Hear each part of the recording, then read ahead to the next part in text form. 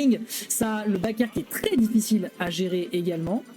Il se peut potentiellement que la ville lui soit rendue difficile, d'autant plus qu'il a un avantage tête qui est quand même assez conséquent. Et de toute façon, il va perdre parce qu'il a pris le skin Young Ike et c'est un scandale. Je m'offusque. Oui, je suis biaisé. Et après, il part sur l'highlight. C'est une bonne map pour Ike, même si moi je déteste la map. On préfère les. Ouais, à mon avis, ça va ban les triplets, hein, parce que les triplets contre Ike. Trop stylé Young Ike. Alors, Zendo, bannir. Non. Alors, bref. Non, pour le coup, il est quand même plus stylé le Young Ike. Oh, bien vu. Il est. Ça vient de. Bien vu, ça. Non, pour l'instant, il joue. Pour l'instant, il le joue extrêmement bien. Pour l'instant, il fait les bonnes choses. Après, Jarong se laisse pas se distancer. Là, tu vois, le jeu aérien et le jeu de pression qu'il a proposé depuis tout à l'heure. Il a essayé de lui faire un ladder combo. Malheureusement, les pourcents étaient déjà trop haut. Mais par contre, ouais, Jarong a du mal à gérer, je pense, le match. Il a du mal à gérer le match-up. Je pense qu'il n'est pas conscient de la range de Ike. Et ça, en général, quand l'adversaire n'en est pas conscient. Faut pas oublier qu'avant Sephiroth, c'était lui et Shulk qui avait la plus grosse range. Ouais. Aïe, aïe, aïe, aïe, aïe, aïe, aïe. C'est vrai que avec les nouveaux DLC, ça pourrait bien rajouter des persos avec beaucoup de range. Donc, ouais, dashback forward tilt, hein, malheureusement là c'est trop difficile à gérer, si ce n'est que là Jarong commence enfin peut-être à avoir une phase d'avantage. La Gallop Attack ici qui va le ressortir, retourne dans le neutral, up air pour bloquer l'entière. Stephanie maîtrise son Ike quand même, on n'oublie pas qu'il est tilt 11 de ce tournoi. On n'arrive pas du tout à gérer les aérios de Ike. Fun fact, sur l'avant du up smash Ike a plus de portée, ce qui est vrai. Ça se prononce Stendo, d'accord. Pour le pari F-tilt. Il joue bien, Okay. up smash, bien vu sur le pari. Le pari très bon contre Ike. Si tu arrives à maîtriser le pari contre Si tu Ike, maîtrises le pari contre Ike, tu gagnes 50% du match-up en plus. c'est terminé, hein. Il n'y a plus rien. En plus, tu peux commencer à punir avec des smash, des jabs ou des trucs comme ça. Après, je pense que Jarong est quand même conscient des dangers que représente son adversaire, surtout qu'il l'a toujours pas tué et il lui a mis 86%. Le pari est réussi. Hein. Okay. Ça expulse toujours dans le côté. En fait, ça expulse dans la direction inverse de là où regarde Jarong au moment où il lance la bombe. Ah ouais. Donc c'est pas évident. En vrai, c'est une bonne couverture pour la roll, mais c'est pas une bonne couverture pour la get up note. Ok. Ah, et là, malheureusement, l'exercice il est compliqué parce qu'il faut foncer vers l'adversaire, il faut être capable de rentabiliser ces situations de grab. Là, il prend 30%, c'est pas encore suffisant. Okay. Il arrive bien à danser autour de son adversaire. La dash dance, il faut absolument qu'il capitalise sur sa dash dance. Ok, c'est pas mal. Hein. Pas mal. Il a pas tech. C'est important de ne pas tech contre Inkling. Tu tech pas contre Inkling en général pour ça, toi. Hein. Ok, superbe. Et rien, et comme ça, hein, just like that, il a remis les compteurs à zéro. C'est assez violent. Retro open bar, bien sûr, qui vient soutenir son poulain. Poulain qui est pour l'instant en train de se faire un poil à voir. On récupère le bord de stage avec cette up B, hein, un grand classique du Ike. Et il le tue, merci le patch 8.0. Quand est-ce qu'il sort le de Ike? Frame 14. Frame 14. Ah oui, parce que c'est un out of shield direct. Ok, oui, non, mais j'aurais dit moins. Frame 14. Ah non, attends. Oui, frame 14. Donc, frame 14 est à la super armor à partir de la frame 10. Ok, ouais. Bon, on a 30%, rien du tout. Hein. Je crois que c'est la première fois que je vois Inkling utiliser son neutral B. C'est pas un outil qui est souvent utilisé. C'est pas souvent utilisé, c'est juste que comme tu peux balancer de la peinture sur l'adversaire, forcément ça peut faire rapidement la différence. Petit forward air ici qui est lancé de la part du Ike, malheureusement il a de plus en plus de mal à le toucher. Hein. Jarong qui a bien remis le tempo à son avantage. Bien joué, on arrive à mettre stage avec le down smash pour bien couvrir la get-up normale. Ouais, de l'autre côté on a Stephanie qui essaye de se débattre tant bien que mal alors qu'on a la grande majorité du retro open bar qui vient soutenir son poulain avec son Ike et qui pour l'instant fait un bon job. Le backer ici qui aurait pu être particulièrement dangereux. Non! Ouais, alors ça c'est un setup sur l'highlight qui est extrêmement violent, sachant aussi qu'à ces pourcentages là il peut aussi faire à 2 frames exacts, c'est pour ça qu'il l'a raté ici, un down tilt up air et ça tue. C'est en fait ce qui remplace plus ou moins le neutral air back, le neutral air up air. Ah le bouillard. Merci le poids de Ike, ça dégoûte. Dommage, t'as le trop con. Mais il faut savoir effectivement que ça c'est des setups sur des plateformes. Tu mets l'adversaire sur un down tilt, ça le monte vers le haut et derrière tu prends et tu attends l'attaque pour lancer le up smash. Là ça s'est raté à peu, mais sinon tu as down tilt up air qui fonctionne sur les personnages midweight légers comme les Jarong à 90-95%. T'as 2 frames pour que ce soit trop combo. 2 frames. Donc malheureusement l'adversaire s'il a... Alors, 2 frames sur le mode d'entraînement. Ouais. Tu comptes aussi les 2 frames avant d'avoir l'air dodge. Donc ça fait 4 frames, mais ça reste pas beaucoup. 2 frames pour les persos qui ont une air dodge. Exactement. Donc ça reste un poil compliqué. Mais en tout cas, Là pour le coup, on a quand même eu un Ike qui s'est bien défendu, Très- mais un Jarong fort solide qui a pris le rythme de la game au fur et à mesure.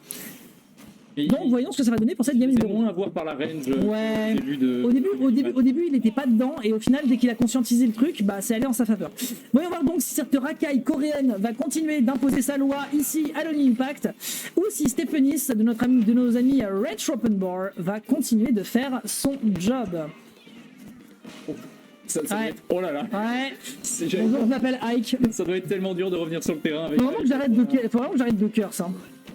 C'est trop dur de revenir. Et Inkling, ça a quand même une très bonne edgeguard avec le back air, le pair, le nerf, en fait tout en fait, te renvoie facilement Oh. dans la mort. Ok, est-ce qu'il y a un downer? Ouais, downer qui était tenté, bien sûr, il aurait peut-être pu s'éloigner légèrement. Alors, il faut savoir d'ailleurs, petite anecdote, c'est que ce sont les mêmes frames que Captain Falcon, le downer, si ce n'est que lui, il a la chance d'avoir une excellente hitbox, là où malheureusement, Ike, il a pas grand-chose pour lui. Ouais, Quoi. Et il est en train de lui rouler dessus, hein. Franchement, je vais pas dire de Stephenis que c'est un peintre ni de Jarong parce qu'il joue très bien, mais au vu du fait qu'il y ait de la peinture sur le terrain, ça reste quand même à douter.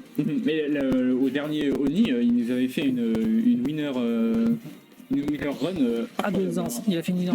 Ah bah voilà, classique. Ok, bon, Classique. Voilà, mais je ne comprends toujours pas comment ça passe en 2019. Enfin en 2022. bon, Ike, c'est quand même pas. Mais down tilt up smash, je veux dire. Tu peux follow sur rien si ce n'est le upper. Ou alors le back air, si jamais tu arrives à très bien gérer le spacing de l'adversaire, enfin la DI. Après c'est pas grave, hein, tant mieux s'il l'a. Hein. Ça permet donc de remettre les compteurs à 0, mais il a quand même 111%. Ok, la couverture est bonne. Non, Oh, il couvre bien. Non, faut pas air dodge comme ça, parce que sinon tu fais cueillir tout de suite. Alors, il me semble pas que ça tout frame le forward Ça tout smash. frame. Ça tout frame le forward smash. Ça tout frame le forward smash. Mais bon, c'est frame 31 le late box, hein, donc bon. Oui, à mon avis, ça doit pas toucher. Voilà, ça en tout frame c'est aussi possible. Et derrière, il convertit sur un back air, il l'a, mais derrière, c'est récupéré sur un up smash. C'est quand même un gros commit, hein, ce up smash. S'il avait whiff, c'était moi. terminé dans la base zone. Non, pour moi, malheureusement, les smash de Ike sont puissants, mais malheureusement, il faut pas les whiff. Malheureusement, tu ne peux pas te permettre de whiff ça, surtout par un personnage qui a la frame data de. Ok, Bouya. Ah non, il passera pas sur un Bouya, il part sur un autre alerte, très bien. Bah oui, il veut gratter, suis-je bête. Oh là là. Ah, ça, mon pote, Ah, dommage. il a mal géré son timing. Ça n'a pas connecté. En fait, ce qui me fait trop rire, c'est quand tu utilises le up B de Ike et que tu récupères pas l'épée parce que tu te prends une hitbox, elle va où l'épée? Et ben, elle revient dans ta poche instantanément. Ah, en fait, il y en a plusieurs dans son inventaire. Exactement. Bon, c'est Ok, la... il y a la attaque. Il y a beaucoup dans Fire Emblem, il y a beaucoup d'épées qui se lancent. Et effectivement, on ne se pose pas la question de où elles vont. Où vont-elles? Elles reviennent. On n'en parle pas assez, mesdames et messieurs. Et pour répondre à cette question, donnez. Oh, pas mal ça. Pas mal. Oh, Oh, dommage, encore l'air de. il y avait un ladder. Alors en vrai, un ladder à 50%, il ne tue pas parce que le nerf de Ike maintenant, il est ce qu'il est. Mais l'enchaînement était très très propre. Ah oui, ça c'est un backer. Ok. Putain, les combos à partir du nerf. Dans le nerf Ah, il le tente, bien sûr qu'il le tente. Il tue F. Ah, il est à bord de ça tue à bord de l'Edge. Il avait la rage, il avait tout ce qu'il fallait. Ce qui permet donc de ramener la situation à égalité, extrêmement bien joué ici de la part de Stephenis qui, mine de rien, est en train de gratter gentiment dans le dos le seed 6 de ce tournoi. Tout à fait. Le premier 2-1 de la journée, il me semble. Premier de la journée, effectivement. Premier match numéro 3. Premier match numéro 3 sur les streams, sur les matchs qui ont été streams. En tout cas, notre joueur de la team Retro Open Bar est en train de montrer à la Corée qu'on n'est pas là pour enfiler des perles à l'ONI. Et il s'en sort pour l'instant merveilleusement bien. On va voir du coup comment ça avance du côté du bracket. Le winner side bien avancé. Le loser side est en train de se faire tout doucement. Ok. Il n'y a pas eu de. Non, bon, c'est un peu du tout. Faudra juste que ça avance un petit peu. Et là, mine de rien, on va bientôt arriver sur les winners quarter. Je demanderai à mon collègue de bourrer un petit peu le loser side. Allez, on enchaîne. Bon, il a toujours le pire skin, mais il faut quand même reconnaître qu'il y a du gameplay. Ouais, il s'en sort plutôt bien avec son. En fait, il arrive bien à gérer la range. Et les conversions sont propres. Quand il arrive à être en Ouais. phase d'avantage, Ouais. il a juste à attendre les air dodge et à chaque fois ça Non, et puis mine de rien, c'est un personnage, il faut pas croire, mais étant donné que c'est un personnage qui a des patterns qui sont quand même assez prévisibles, il faut être très très bon en termes de réaction. Parce que si tu vois que l'adversaire shield, il faut surtout pas que tu continues de réenchaîner ton combo, parce que sinon l'adversaire a de quoi te punir derrière. Mais si jamais tu touches, il faut que tu te dises, ah, j'ai touché, donc qu'est-ce que je peux faire? Quelle est ma conversion? Quel est le plus optimal? Et pour le moment, en tout cas, Stephenis s'en sort à merveille. Là où de l'autre côté, eh bien, Jarong, il essaye de redérouler le plus possible. Et en plus de ça, il fait un truc très intelligent, notre ami Stephenis. Il utilise le reverse nair, c'est-à-dire il se retourne juste avant de lancer le nair, ce qui permet en fait de toucher avec la small hitbox. Et cette small hitbox permet de faire ce que faisait autrefois le nair à des pourcentages de l'ancien nair. Donc c'est très très pratique. Et d'autant plus que comme le coup arrive plus tard, et ben en fait tu as beaucoup plus de temps en termes de knockback pour aller chercher l'adversaire. Et ça c'est extrêmement bon. Donc pour l'instant, en tout cas, Stéphanis nous montre un Ike de toute bonté, qui arrive quand même à mettre l'adversaire un peu en déroute. Oh putain, la techie, ça fait tellement peur les techs face à Inkling. Faut pas les rater parce que sinon tu. Oh, c'était dangereux ça. Alors, attention hein, sur cette map. Oh, Dommage. il a short up. Il a short up, c'est dommage. Dommage, là, offstage, une fois qu'il est offstage, ça devient les problèmes. On a plus d'encre, là ça Non, va il va falloir qu'il régénère un peu. falloir régénérer. Faut pas lui laisser l'espace. Oh là, ça Merde. bourre. Ouais, ça bourre. Là, il était trop, il était pas assez confiant. Je pense aussi qu'il y a un manque de conscience des outils de Ike.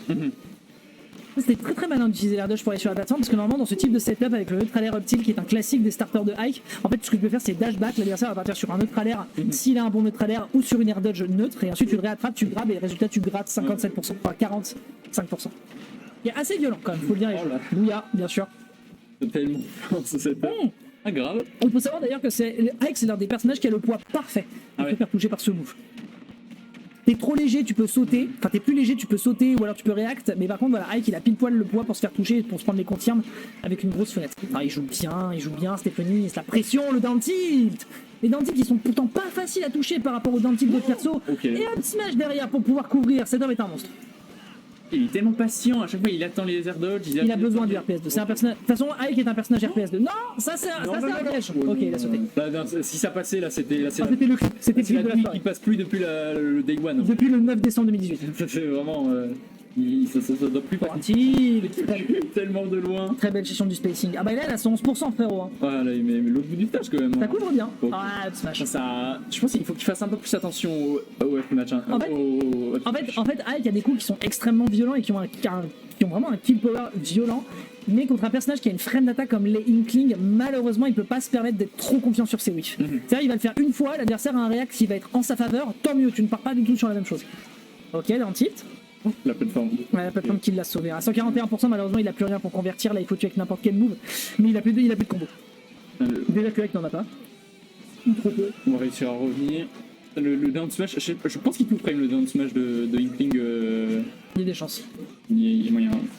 Là, il le tue. Force à toi, mon pote. Alors, Et ouais, le up top shield, non? Oh! là on a tenté quelque chose. C'était rigolo en vrai ce qu'il a fait. Ah, il a peur, il a peur, non. il a peur. Il a peur. Dommage. Ah, il l'a effrayé. Putain, sur la plateforme, Il l'a effrayé sur le final. Ah bah évidemment. Il l'a effrayé malheureusement. Il l'a effrayé. Il avait pourtant quelque chose pour lui, mais là, ce qui aura certainement fait la différence, c'était le jeu de pression de la part de Jarong face à Stéphanis, peut-être qui